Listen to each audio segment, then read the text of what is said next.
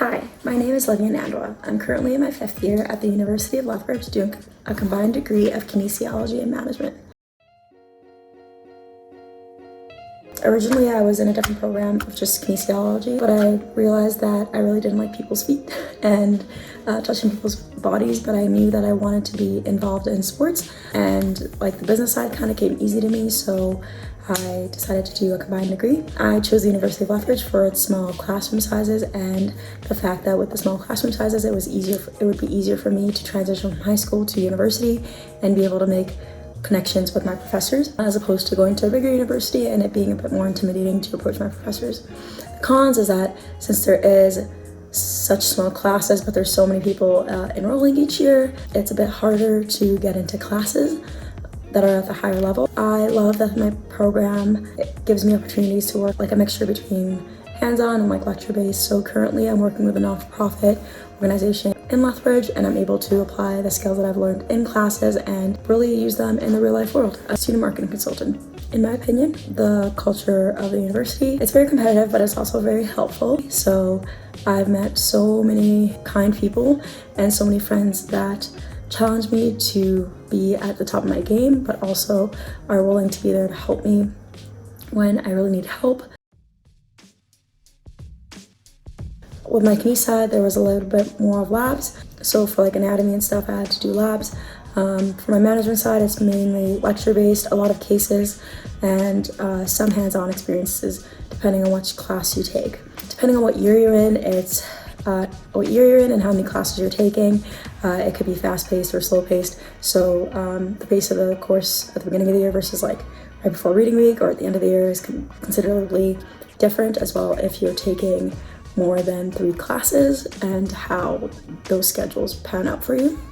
I think that to be able to succeed in this program, an individual needs to be able to listen, needs to have critical thinking skills and group work.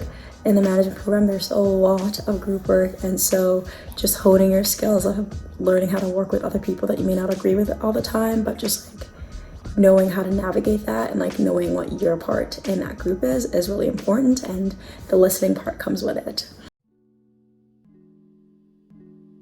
So for my kine side, we really focused on the humanities aspect and like the psychological aspects of like sports and like athletes. I've done some classes with like physical activity classes where I've been able to go into the gym and do like lower body movements, upper body movements, and understand how each sport is actually supposed to run and how to structure games, how to like run like a PE class if I needed to. On my management side, I've learned a multitude of like topics since it's a general management program.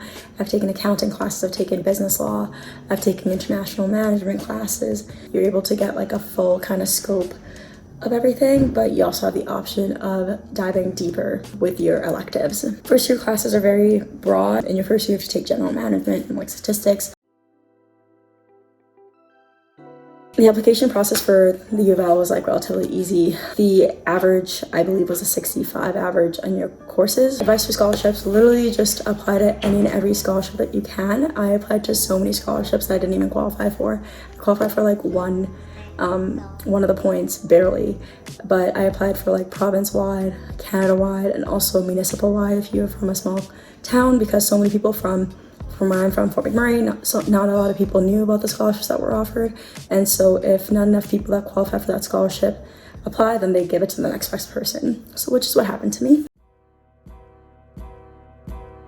So like if you're more of a hands-on learner, definitely try to get into classes that are hands-on. So like with kine side, like trying to get into those physical activity classes where like you're able to practice the skills that you're learning. With the management side as well, like same thing, getting case experience, and if you're able to get into programs like I'm in right now where you're able to work with a nonprofit and still get credit for it, that's really good. In high school, the class that helped me the most was probably sociology, math maybe a little bit, and then I did like a leadership academy / course kind of thing, and that was really helpful because I learned my presentation skills, my communication skills, and working in groups that way. I like to make a calendar and have my whole semester kind of planned out. So when I get my course syllabus is like, I have ADHD, so I find that the easiest way for me personally to remember, and also with my calendar it sends me reminders just in case I forget anything.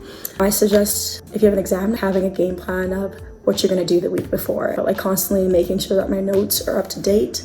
And so then like I'm kind of studying as I'm doing it, and I always make like a Quizlet so that I can refresh my brain. And in my first year, I thought that I could bring in the same study habits that I had in high school where I could just study the night before, but I learned really quickly that that's not the same thing in university, because you definitely have to put in more work, and the night before will not always work for you. Coming out of high school, also just lowering my expectations until I get into the grind of things, because if you're used to getting like all A's, that first B or C or D or F you get is a really big shock, but it just takes a couple of weeks or months to get used to how to study at the university level.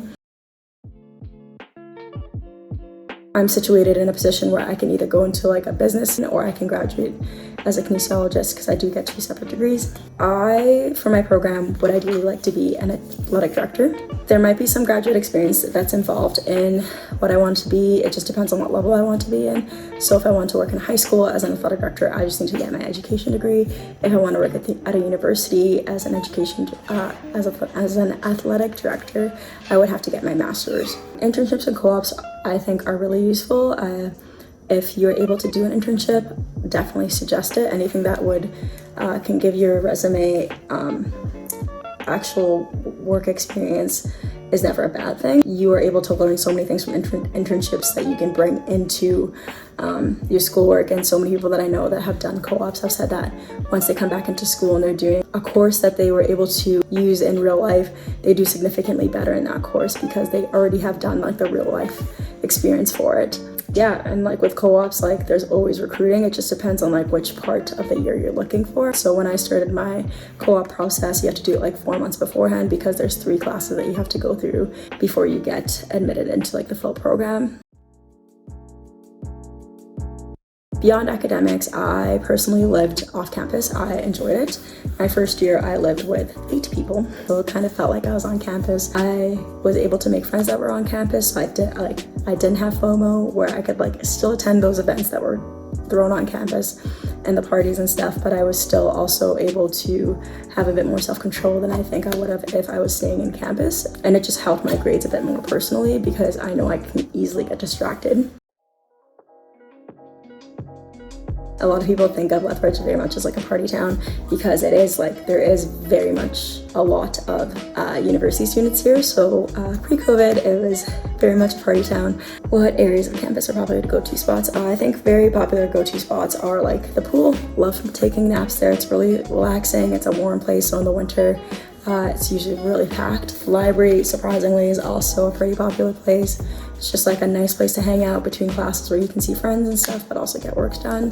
I am not involved in Greek life, but everybody that I know that's involved is a big fan of it. They find that they have met so many people outside of their circles and their comfort zones, and that are able to give them new perspectives and challenge their original thinking, while also helping them become a better person. Literally talk to anybody. My first year, I was so nervous, but I was like, you know what, I have nothing to lose. If they don't talk back to me, it kind of sucks. But 9 times out of 10, everybody else is also trying to make friends. So I literally would just make friends.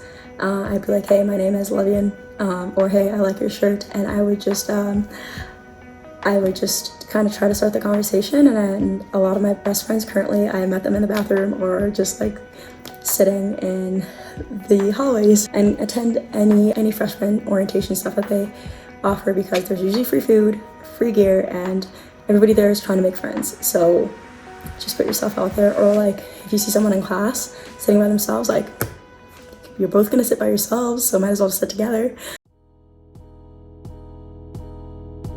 We have a lot of support, I believe, and it's getting better as the years goes on. We have counseling services where you can make appointments and like go regularly, or they have walk-in Wednesdays where if you just need someone to talk to, you can just walk in and have that one appointment that week and just talk to someone. We do have financial support as well. Our university has a $500 bursary that they provide for people who are in financial need. There's career services where they're able to look at your resume, your cover letter, and give you tips and suggestions of how to make it better.